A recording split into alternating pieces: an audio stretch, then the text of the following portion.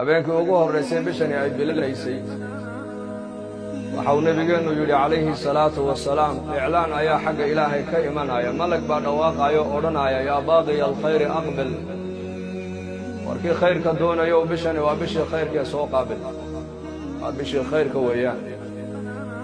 waa bishii naxariista weeyaan waa bishii dembi dhaafka weeyaan waa bishii naarka xoraynta weeyaan malag baa odhanaya yaa baaqiya alkhayri aqbil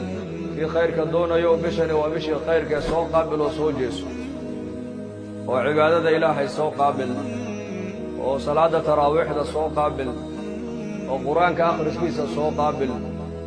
oo kasratulkhayr bishani waa bishii khayrka ajarka badan laga helayee soo jeesa buu leeyahay malagaasi soo qaabil wayaa baaqiya shari aqsir kii dembiga iyo fujuurka iyo macsiyada iyo xumaanta ku dhiiranaya mar walba xagga sharka u degdegayow bishani bishii ilaahay la caasinaya dembiga la laaqanayay ma ahayna ka joogsa buu leeyahay oo ka gaabso waa bisha nebigeennu calayhi salaatu wasalaam uu yidhi haddii rabadaan uu yimaado albaabada jannada ayaa la furaa wa fii riwaayatin albaabada raxmadda ayaa la furaa malaa'ig albaabada naarahana waa la xidhaa buu nebigu yidhi calayhi salaatu wasalaam maradatu shayaadiinna waa laga xidhaa bini aadanka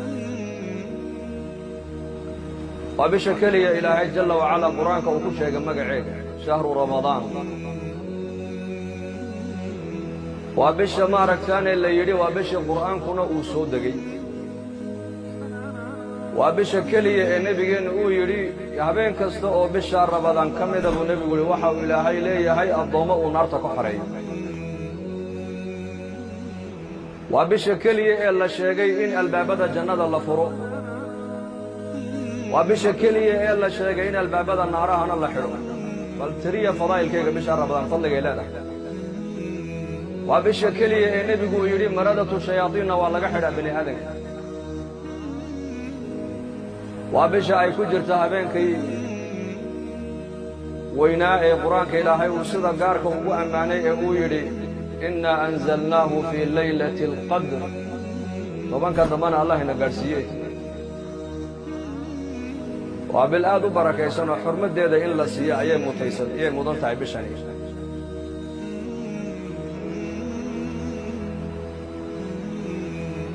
الصوم جنة صومك وحو نبيك كشيك فضائل كيس كذلك إنه يهي قاشان الصوم لي وأنا أجزي به إلى عين واكلها حديث القدسي صومك أنيق أيا إسكالي أنيق أنا أدونك كعب المرين دون وبشأ النبي محمد عليه الصلاة والسلام يري صائمك إنتو نن أفرين وحو ليه دعاء الأقبل ومركا عداد ويسين دعيش هذا فرك ودي أرجروبي سحلك دعاء والله أقبلايا باهد هذا إلهي وشيب صومك وقاشان الصوم جنة نارتو قاشان كاغن نقونيا شهواتك النفط أيو قاشان كاغن نقونيا معاصر أيو قاشان كاغن نقونيا حنونا دختردو أي دوين كروايان أي بشر رمضان أي دويسان bal dhakhtarrada ay waraysta oo dhahada bishee baad ugu shaqayirtihiin waxay ku odhanayaan bisha ramadaan baan ugu shaqayarnahay nin dokteera oo maalin ka hadlaaya ayaa yidhi bishii caafimaadkaa timid bishii dadku ay bogsanayeen baa timid waayo baa lagu yidhi wuxuu yidhi bishaa cid noo timaada umaba aragnay buuri dadka bukaanku way yaraadaan waa bishii caafimaadka waa bishii ilaahay tabaaraka wa tacaala loo dhowaanayo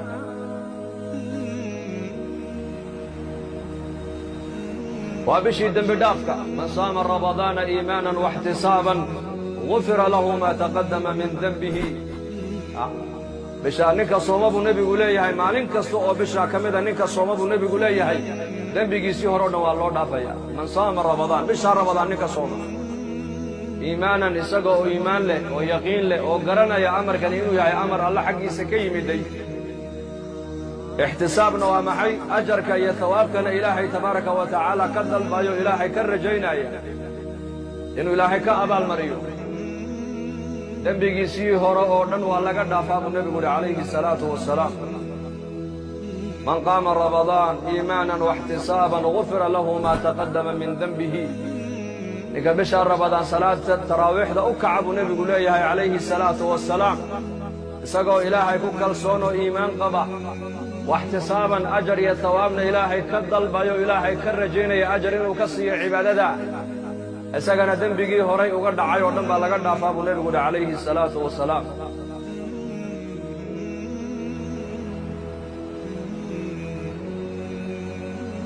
وابشأوا نبينا يولي عليه الصلاة والسلام هدي متكينو أفرايو تمرها كو أفرابو نبي تمر هدي تمر واينا بيها عادها كو أفرابو رسولكم شريعة الإسلام هو عجيب لابدانا الدواء كجرته أبو تمرتا محو النبي يقول تمرتا هو الرئيسي وحال عنتدى إلى هاي دولك أو كسو صار أردن مد والب في تميق كجرتا هيا تمرتا أردن إلى هاي كو أبو ريبا لك هيلبك في تميق كجرة تمرتا والله هلايا عانها في تميق كجرة تمرتا والله هلايا بريسك في تاميقا كجرة تمرتا والله هلايا وحلي وحا نباتات يا خضروات يا ماركان نعم إلهي بالآدم كأوصي عنايا مد والبقارهان في تاميقا سيقارة يد الله أبوري هيا إلهي كوسو جمعيبا إلهي تمرتا ينوصل لحقلي تمرتا ونعمة المسلمين إلهي خاصة وقردقي وانا ذاتي المسلمين أيدين تعالم كنا كوكارسيين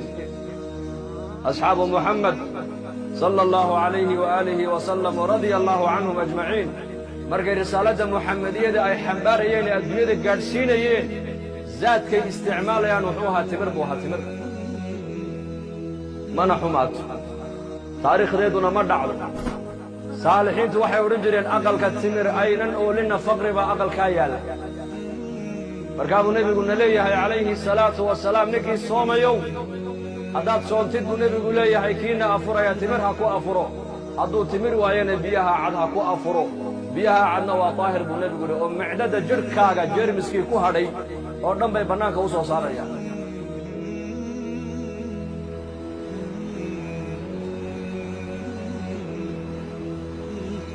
بشاني وا إلهي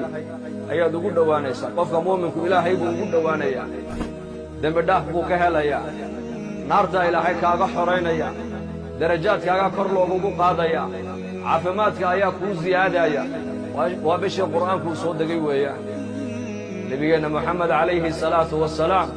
Jibriil alayhi salaam intuu u yimaado ayaa isagii Jibriil bisha Ramadaan quraanka ay darsi jireen quraanka ayaa akhrin jireen quraanka marka inaguna waxa la inaga doonayaa inaan bisha maalinteedana aan waqtigeena aan buuxino on cibaadada iyo salaada iyo quraanka iyo dhikriga iyo taacada Ilaahay iyo mudarasada ilm aan ku buuxina la inaga rabaa habeenkiina salaata leyl iyo munaajaad iyo salaata taraawixna aan waqtigeena ku buuxina la inaga doonayaa lama meelood ba shaydaanka galabay culimadu yiraahdeen waqtiga marana shaydaanka ayaa daga aqalka marana shaydaanka ayaa daga marka qofka muslimka la dooni maayo waqtigiisa inuu ka dhigo firaaq bal firaaqa waqtigaaga ka ilaaliyo buuxi oo maxaan ku buuxinaynaa waxaan ku buuxinaynaa bishani maadaama ay bisha quraanku uu soo degay quraanka akhriskiisa ayaan badinaynaa maadaama nabigeenu calayhi salaatu wasalaam bisha malakul jibriil intuu u yimaado quraanka ay wada darsi ay jireen inaguna bisha Ramadaan waxa la doonayaa quraanka inaan darsi ugu yaraan maalintii hal juz oo quraan aad akhrida si bisha Ramadaan quraanka mar aad u khatimta haddaad saddex juz maalintii aad akhridana waxaad khatimaysaa saddex jeer baad quraanka khatimaysaa haddaad shan juz aad akhrida quraanka ma aragtaane maalin kastana lixdii maalmood baad quraanka ku khatimaysaa oo laga yaabaa bisha Ramadaan inaad khatimto ma aragtaane 6 jeer 7 jeer